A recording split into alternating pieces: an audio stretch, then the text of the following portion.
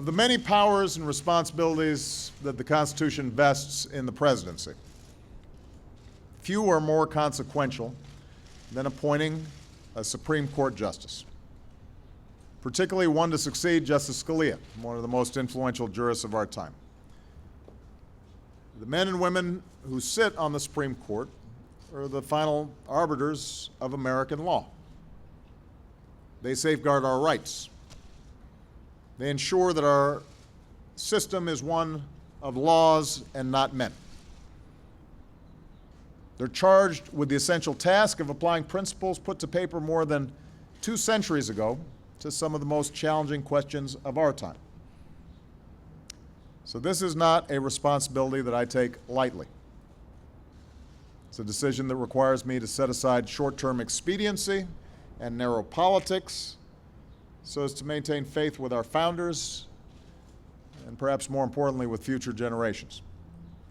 And that's why over the past several weeks I've done my best to set up a rigorous and comprehensive process. I've sought the advice of Republican and Democratic members of Congress. We've reached out to every member of the Senate Judiciary Committee, to constitutional scholars, to advocacy groups, to bar associations representing an array of interests and opinions from all across the spectrum.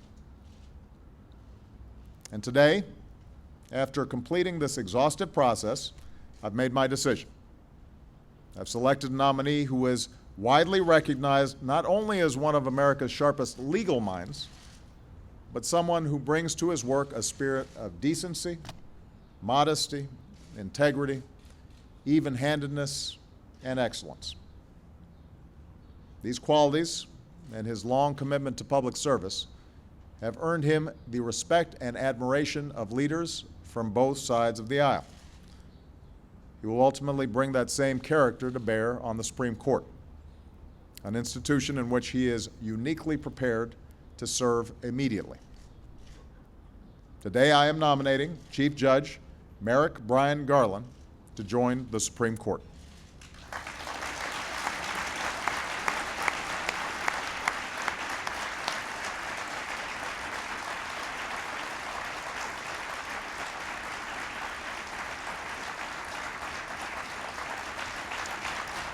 Now, in law enforcement circles and in the legal community at large, Judge Garland needs no introduction. But I'd like to take a minute to introduce Merrick to the American people whom he already so ably serves. He was born and raised in the land of Lincoln, in my hometown of Chicago, in my home state of Illinois. His mother volunteered in the community. His father ran a small business out of their home. Inheriting that work ethic, Merrick became valedictorian of his public high school. He earned a scholarship to Harvard, where he graduated summa cum laude. And he put himself through Harvard Law School by working as a tutor, by stocking shoes in a shoe store, and in what is always a painful moment for any young man, by selling his comic book collection. It's tough. Been there. Merrick graduated magna cum laude from Harvard Law, and the early years of his legal career bear all the traditional marks of excellence. He clerked for 2 of President Eisenhower's judicial appointees, first for a legendary judge on the Second Circuit, Judge Henry Friendly, and then for Supreme Court Justice William Brennan. Following his clerkships, Merrick joined a highly regarded law firm with a practice focused on litigation and pro bono representation of disadvantaged Americans. Within 4 years, he earned a partnership, the dream of most lawyers. But in 1989, just months after that achievement, Merrick made a highly unusual career decision. He walked away from a comfortable and lucrative law practice to return to public service. Merrick accepted a low-level job as a federal prosecutor in President George H.W. Bush's administration, took a 50% pay cut, traded in his elegant partner's office for a windowless closet that smelled of stale cigarette smoke. This was a time when crime here in Washington had reached epidemic proportions, and he wanted to help. And he quickly made a name for himself going after corrupt politicians and violent criminals. His sterling record as a prosecutor led him to the Justice Department, where he oversaw some of the most significant prosecutions in the 1990s, including overseeing every aspect of the federal response to the Oklahoma City bombing. In the aftermath of that act of terror, when 168 people, many of them small children, were murdered, Merrick had one evening to say goodbye to his own young daughters before he boarded a plane to Oklahoma City, and he would remain there for weeks. He worked side by side with first responders, rescue workers, local and federal law enforcement. He led the investigation and supervised the prosecution that brought Timothy McVeigh to justice. But perhaps most important is the way he did it. Throughout the process, Merrick took pains to do everything by the book. When people offered to turn over evidence voluntarily, he refused, taking the harder route of obtaining the proper subpoenas instead, because Merrick would take no chances that someone who murdered innocent Americans might go free on a technicality. Merrick also made a concerted effort to reach out to the victims and their families, updating them frequently on the case's progress. Everywhere he went, he carried with him in his briefcase the program from the memorial service with each of the victims' names inside, a constant searing reminder of why he had to succeed. Judge Garland has often referred to his work on the Oklahoma City case as, and I quote, "the most important thing I have ever done in my life." And through it all, he never lost touch with that community that he served. It's no surprise then that soon after his work in Oklahoma City, Merrick was nominated to what's often called the second highest court in the land, the D.C. Circuit Court. During that confirmation process, he earned overwhelming bipartisan praise from senators and legal experts alike.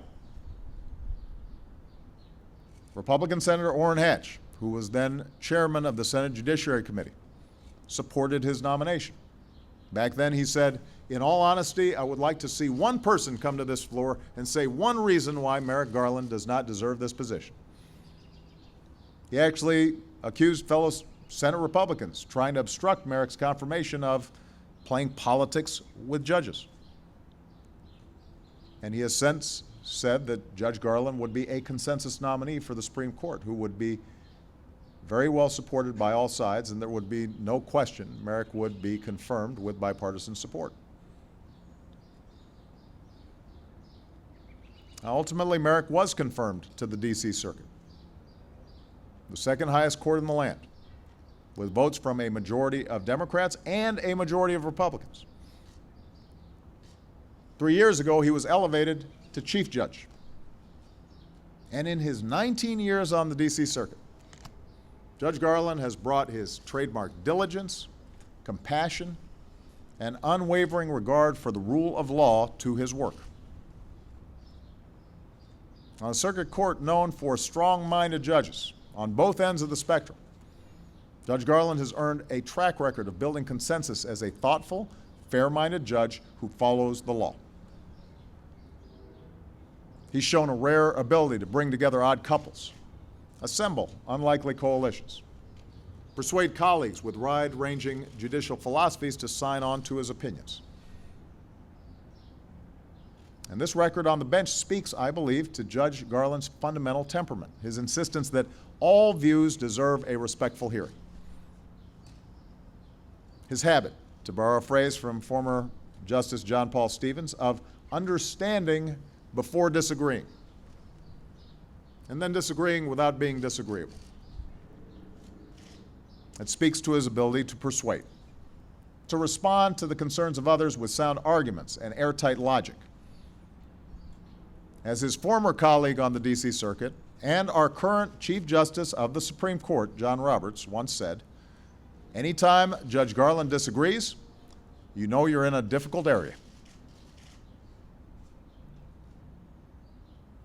At the same time, Chief Judge Garland is more than just a brilliant legal mind. He's someone who has a keen understanding that justice is about more than abstract legal theory, more than some footnote in a dusty casebook. His life experience, his experience in places like Oklahoma City, informs his view that the law is more than an intellectual exercise. He understands the way law affects the daily reality of people's lives in a big, complicated democracy and in rapidly changing times. And throughout his jurisprudence runs a common thread, a dedication to protecting the basic rights of every American, a conviction that in a democracy, powerful voices must not be allowed to drown out the voices of everyday Americans. To find someone with such a long career of public service, marked by complex and sensitive issues, to find someone who just about everyone not only respects but genuinely likes, that is rare. And it speaks to who Merrick Garland is, not just as a lawyer, but as a man. People respect the way he treats others, his genuine courtesy and respect for his colleagues and those who come before his court. They admire his civic-mindedness, mentoring his clerks throughout their careers, urging them to use their legal training to serve their communities, setting his own example by tutoring a young student at a Northeast DC elementary school each year for the past 18 years. They're moved by his deep devotion to his family. Lynn, his wife of nearly 30 years, and their two daughters, Becky and Jessie. As a family, they indulge their love of hiking and skiing and canoeing and their love of America by visiting our national parks. People respect Merrick's deep and abiding passion for protecting our most basic constitutional rights. It's a passion, I'm told, that manifested itself at an early age. And one story is indicative of this. It's notable. As valedictorian of his high school class, he had to deliver a commencement address. The other student speaker that day spoke first and unleashed a fiery critique of the Vietnam War. Fearing the controversy that might result, several parents decided to unplug the sound system, and the rest of the student's speech was muffled. And Merrick didn't necessarily agree with the tone of his classmates' remarks, nor his choice of topic for that day, but stirred by the sight of a fellow student's voice being silenced, he tossed aside his prepared remarks and delivered instead, on the spot, a passionate, impromptu defense of our First Amendment rights. It was the beginning of a lifelong career as a lawyer and a prosecutor and as a judge devoted to protecting the rights of others. And he has done that work with decency and humanity and common sense and a common touch. And I'm proud that he'll continue that work on our nation's highest court. I said I would take this process seriously, and I did. I chose a serious man and an exemplary judge, Merrick Garland. Over my 7 years as president, in all my conversations with senators from both parties, in which I asked their views on qualified Supreme Court nominees, and this includes the previous 2 seats that I had to fill, the one name that has come up repeatedly from Republicans and Democrats alike is Merrick Garland.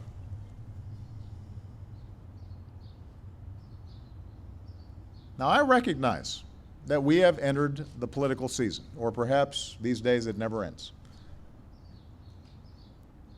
A political season that is even noisier and more volatile than usual. I know that Republicans will point to Democrats who've made it hard for Republican presidents to get their nominees confirmed.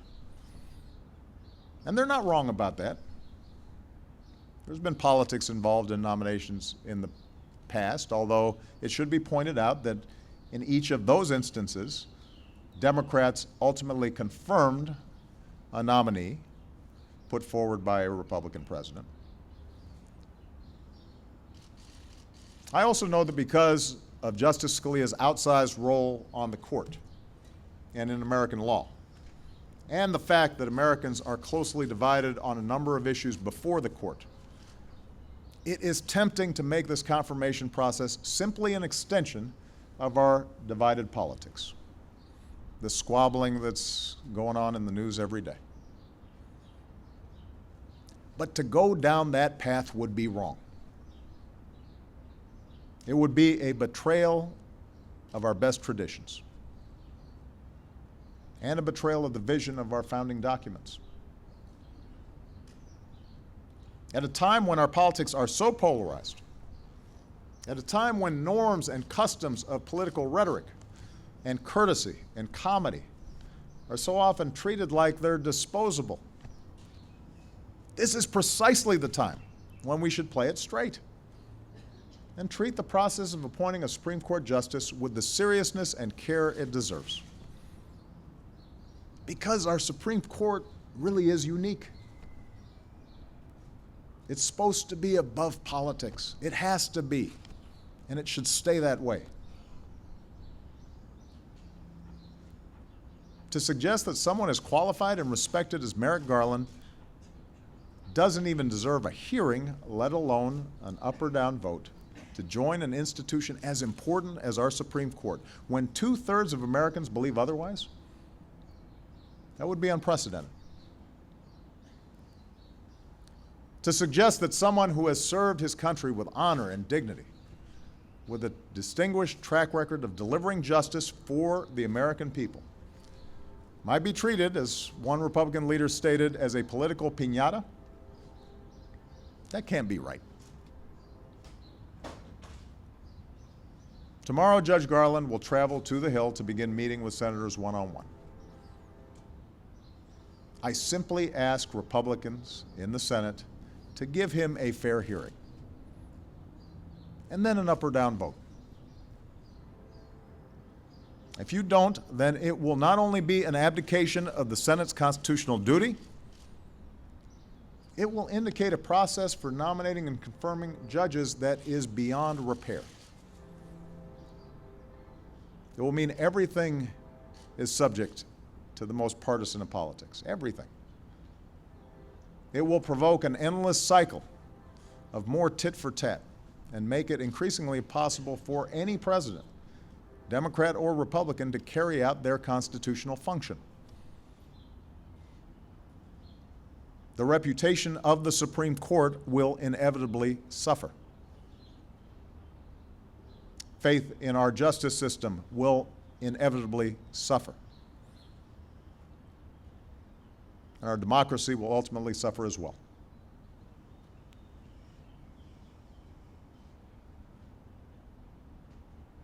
I have fulfilled my constitutional duty. Now it's time for the Senate to do theirs. Presidents do not stop working in the final year of their term. Neither should a senator. I know that tomorrow the Senate will take a break and leave town on recess for 2 weeks.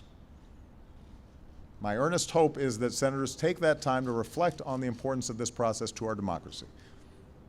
Not what's expedient, not what's happening at the moment. What does this mean for our institutions, for our common life? The stakes, the consequences, the seriousness of the job we all swore an oath to do. And when they return, I hope that they'll act in a bipartisan fashion. I hope they're fair. That's all. I hope they are fair, as they did when they confirmed Merrick Garland to the D.C. Circuit. I ask that they confirm Merrick Garland now to the Supreme Court, so that he can take his seat in time to fully participate in its work for the American people this fall. He is the right man for the job. He deserves to be confirmed. I could not be prouder of the work that he has already done on behalf of the American people.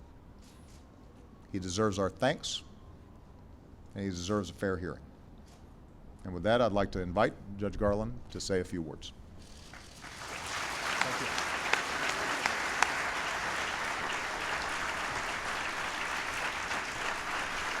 We'll get it, man.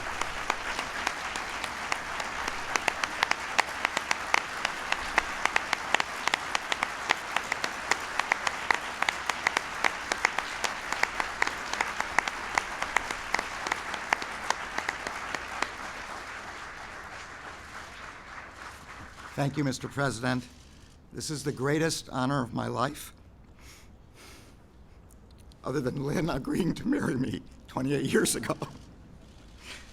It's also the greatest gift I've ever received, except, and there's another caveat, the birth of our daughters, Jessie and Becky.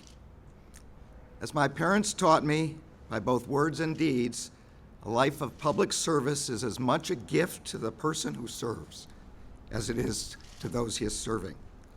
And for me, there could be no higher public service than serving as a member of the United States Supreme Court. My family deserves much of the credit for the path that led me here. My grandparents left the Pale of Settlement at the border of Western Russia and Eastern Europe in the early 1900s, fleeing anti-Semitism and hoping to make a better life for their children in America. They settled in the Midwest, eventually making their way to Chicago. There, my father, who ran the smallest of small businesses from a room in our basement, took me with him as he made the rounds to his customers, always impressing upon me the importance of hard work and fair dealing. There, my mother headed the local PTA and school board and directed a volunteer services agency, all the while instilling in my sisters and me the understanding that service to the community is a responsibility above all others. Even now, my sisters honor that example by serving the children of their communities. I know that my mother is watching this on television and crying her eyes out. So are my sisters, who have supported me in every step I have ever taken. I only wish that my father were here to see this today. I also wish that we hadn't taught my older daughter to be so adventurous that she would be hiking in the mountains out of cell service range when the president called. It was the sense of responsibility to serve the community, instilled by my parents, that led me to leave my law firm to become a line prosecutor in 1989. There, one of my first assignments was to assist in the prosecution of a violent gang that had come down to the district from New York, took over a public housing project, and terrorized the residents. The hardest job we faced was persuading mothers and grandmothers that if they testified, we would be able to keep them safe and convict the gang members. We succeeded only by convincing witnesses and victims that they could trust that the rule of law would prevail. Years later, when I went to Oklahoma City to investigate the bombing of the Federal Building, I saw up close the devastation that can happen when someone abandons the justice system as a way of resolving grievances and instead takes matters into his own hands. Once again, I saw the importance of assuring victims and families that the justice system could work. We promised that we would find the perpetrators, that we would bring them to justice, and that we would do it in a way that honored the Constitution. The people of Oklahoma City gave us their trust, and we did everything we could to live up to it.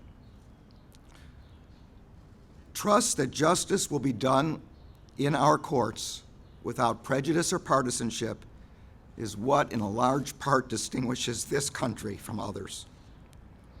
People must be confident that a judge's decisions are determined by the law and only the law. For a judge to be worthy of such trust, he or she must be faithful to the Constitution and to the statutes passed by the Congress. He or she must put aside his personal views or preferences and follow the law, not make it. Fidelity to the Constitution and the law has been the cornerstone of my professional life, and it is the hallmark of the kind of judge I have tried to be for the past 18 years. If the Senate sees fit to confirm me to the position for which I have been nominated today, I promise to continue on that course. Mr. President, it's a great privilege to be nominated by a fellow Chicagoan. I am grateful beyond words for the honor you have bestowed upon me. Thank you.